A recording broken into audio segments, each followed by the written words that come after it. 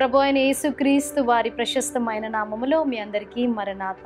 జీవాహారము అనే అనుదిన ఆధ్యాత్మిక కార్యక్రమానికి ప్రేమతో మిమ్మల్ని ఆహ్వానించుచున్నాం. ఈరోజు వాక్యాన్ని బైబిల్ గ్రంథం నుంచి మనం ధ్యానించుకుందాము.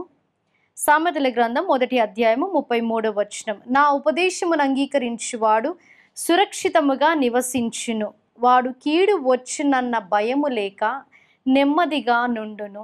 ఈ రోజుల్లో మనము చూచినట్లయితే నెమ్మది అనేది మనుషుల్లో కరువైపోయింది. సమాధానం అనేది లేకుండా జీవించే వారుగా ఉన్నారు. అన్నీ ఉన్నప్పటికీ నెమ్మది లేని బ్రతుకులను మనము చూస్తున్నాం. కానీ దేవుడు ఈరోజు ఉదయకాల సమయమున వాక్యం ద్వారా మాట్లాడుచున్నారు. ఎప్పుడైతే నీవు నా ఉపదేశమును అంగీకరిస్తావో నీవు సురక్షితముగా ఉంటావు. అలాగే ఎటువంటి భయము నీ దరికి చేరదు. You will live an undisturbed life, free from fear, confident and courageous. మరి ఏ భయము కూడా లేకుండా నువ్వు జీవిస్తావని దేవుడి ఉదయకాల సమయమును మాట్లాడుతున్నారు. నిజమే కదండి. అన్ని గతించిపోయినను దేవుని వాక్యము గతించిపోదని వాక్యం సెలవిస్తుంది. కీర్తనల గ్రంథంలో మనం చూచినప్పుడు 119వ కీర్తన 93వ వచనములో ఇక్కడ దావీదు ఇలాగనుచున్నారు, నీ ఉపదేశము వలన నీవు నన్ను బ్రతికించితివి, నేనెన్నడను వాటిని మరువను. శ్రమ దినమున అవి నాకు సంతోషం ఇస్తాయి. శ్రమ దినమున అవి నాకు సంతోషం ఇస్తాయి అంటే నీ ఉపదేశము, నీ వాక్యము, ఈ బైబిల్ గ్రంథముని మనము చదువుకున్నప్పుడు శ్రమ దినమున కూడా అవి మనకు సంతోషమునిచ్చేవిగా ఉన్నాయి. మనను బ్రతికించేదే వాక్యమై ఉంది. కాబట్టి మన జీవితాలలో వాక్యానికి ప్రథమ స్థానము మనం ఇవ్వాలి. ఎన్ని వచ్చినప్పటికీ, ఎన్ని చేసినప్పటికీ ఈ వాక్యం అనేది గతించిపోదు.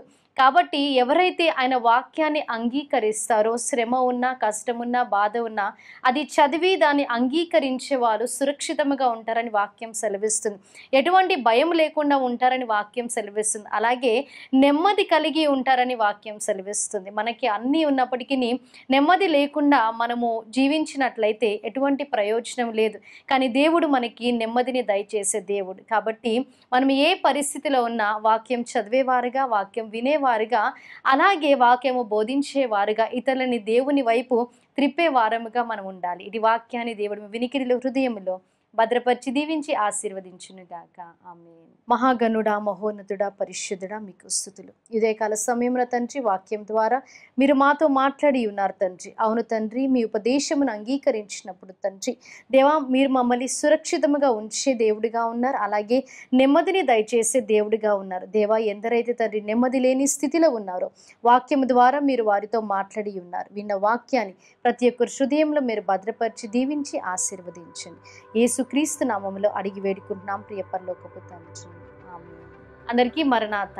దేవుడి మిమ్మల్ని అందరినీ దీవించి ఆశీర్వదించును గాక.